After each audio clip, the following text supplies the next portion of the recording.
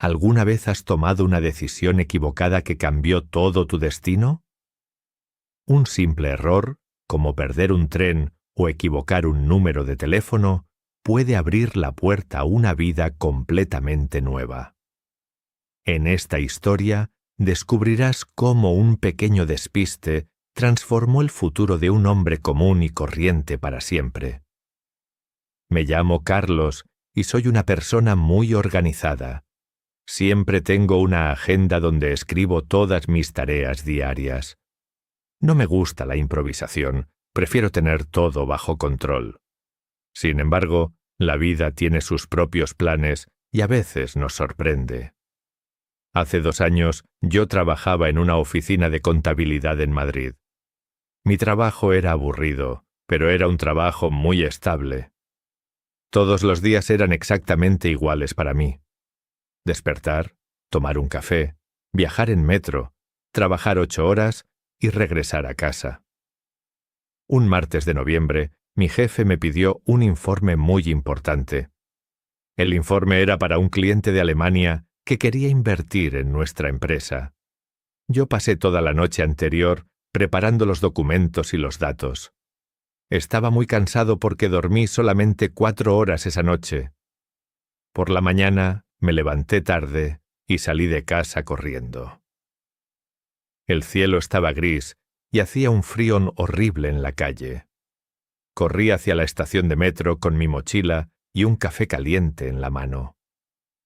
Estaba tan concentrado en no llegar tarde que no presté atención a mi entorno. Cuando subí al tren, busqué mi teléfono móvil en los bolsillos de mi chaqueta.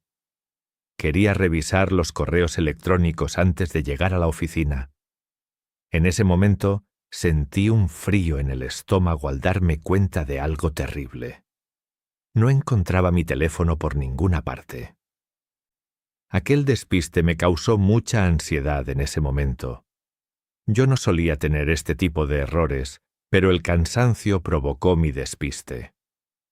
Debido a ese despiste, mi mente se bloqueó por completo durante unos minutos.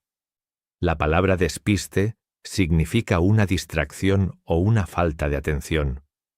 Un despiste puede causar que olvides algo importante, como las llaves o el teléfono. Decidí bajar en la siguiente estación para buscar una cabina de teléfono o un lugar público. Necesitaba avisar a mi jefe de que iba a llegar tarde a la reunión importante. Salí de la estación de metro y caminé por una calle que no conocía muy bien. Era un barrio antiguo, con calles estrechas y pequeños negocios locales. Mientras caminaba, vi una pequeña cafetería con un letrero que decía «El Rincón del Libro». Pensé que allí dentro podría pedir ayuda o usar un teléfono fijo. Entré rápidamente y escuché el sonido de una campana sobre la puerta. El olor a café recién hecho y a papel viejo inundó mis sentidos de inmediato. Detrás del mostrador había una mujer joven leyendo un libro de tapas rojas. Tenía el pelo rizado y una sonrisa muy amable en el rostro. Me acerqué a ella con timidez y le expliqué mi situación desesperada. Le dije que había olvidado mi teléfono y que necesitaba hacer una llamada urgente. La mujer me miró con simpatía y me ofreció el teléfono de la tienda. Marqué el número de mi oficina de memoria, pero mis manos temblaban por los nervios. Cuando respondieron, pedí hablar con mi jefe inmediatamente.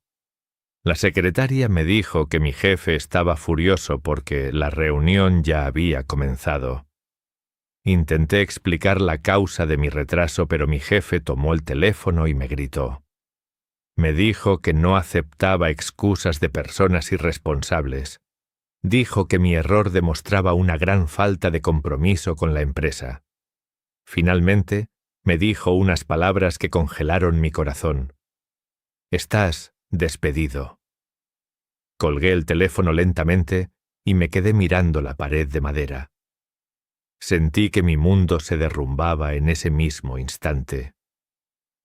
Había perdido mi trabajo por un simple descuido con el teléfono móvil. No sabía qué hacer ni cómo iba a pagar el alquiler de mi apartamento el próximo mes. La joven de la cafetería notó mi tristeza y me sirvió una taza de café caliente. Me dijo que me sentara en una mesa cerca de la ventana para calmarme. Ella me dijo: «A veces, las cosas malas ocurren para dejar espacio a las cosas buenas». En ese momento, sus palabras no me consolaron, pero acepté el café de todos modos. Pasé 2 horas sentado en esa cafetería, mirando la lluvia caer a través del cristal. Empecé a hablar con la joven, que se llamaba Elena y era la dueña del lugar. Elena me contó que esa cafetería también era una librería de libros usados. Me explicó que su negocio combinaba sus 2 grandes pasiones: la lectura y el café. La angustia que sentí al principio empezó a disminuir mientras hablaba con Elena. Ella me ayudó a superar la angustia del despido gracias a su conversación tranquila. La angustia se transformó poco a poco en una extraña sensación de libertad. La palabra angustia es un sentimiento de gran tristeza, miedo o preocupación por el futuro. Sentimos angustia cuando no sabemos cómo resolver un problema grave. Elena me confesó que estaba buscando a un asistente para la cafetería y la librería. El trabajo consistía en organizar los libros nuevos, atender a los clientes y llevar la contabilidad. Ella me dijo que no podía pagar un salario tan alto como el de mi antigua oficina. Sin embargo, el ambiente de trabajo era muy pacífico y creativo. Al principio, dudé mucho porque yo nunca había trabajado en el sector de la hostelería. Yo era un contable cuadriculado, acostumbrado a los números y a las pantallas de ordenador. Pero en ese momento no tenía otra opción y necesitaba ingresos económicos. Acepté la propuesta de Elena y decidí empezar a trabajar el día siguiente. Mis primeros días en El Rincón del Libro fueron un verdadero desafío para mí. Tuve que aprender a preparar diferentes tipos de café y a tratar con el público. Muchos clientes venían no solo a comprar libros, sino también a charlar un rato. Esto era algo muy diferente a mi antiguo trabajo, donde nadie hablaba con nadie. Con el tiempo empecé a disfrutar de las mañanas en la librería. Me di cuenta de que me gustaba mucho recomendar libros a las personas que entraban. También utilicé mis conocimientos de contabilidad para organizar las finanzas del negocio. Ayudé a Elena a reducir los gastos innecesarios y a aumentar las ventas mensuales. Elena y yo hacíamos un equipo perfecto en el negocio. Ella aportaba la creatividad y el amor por la literatura, y yo aportaba el orden y la estructura. Nuestra relación laboral se convirtió pronto en una hermosa amistad fuera del trabajo. Paseábamos por la ciudad los domingos y hablábamos de nuestros sueños para el futuro. Un día, descubrí una caja vieja llena de manuscritos en el almacén de la tienda. Los manuscritos eran novelas cortas escritas por el abuelo de Elena hace muchos años. Elena me dijo que su abuelo siempre quiso publicar esas historias, pero nunca tuvo la oportunidad. Leí los textos esa noche y me parecieron absolutamente maravillosos y emocionantes. Le propuse a Elena una idea atrevida para expandir nuestro negocio. Le sugerí crear una pequeña editorial independiente usando el nombre de la cafetería. Podríamos editar los libros de su abuelo y también publicar a nuevos autores locales. Elena se emocionó muchísimo con la idea y me abrazó con alegría. Decidimos emprender este viaje juntos con mucha ilusión y energía. Sabíamos que emprender en el mundo de los libros era un riesgo financiero importante. A pesar del miedo, el deseo de emprender era más fuerte que nuestras dudas.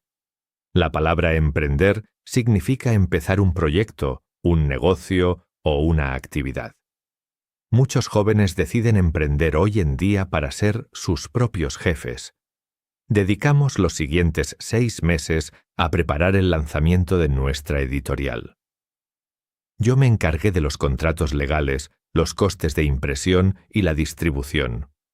Elena se encargó del diseño de las portadas y de la corrección de los textos. Trabajamos muchas horas, pero esta vez no sentía el cansancio como un peso negativo.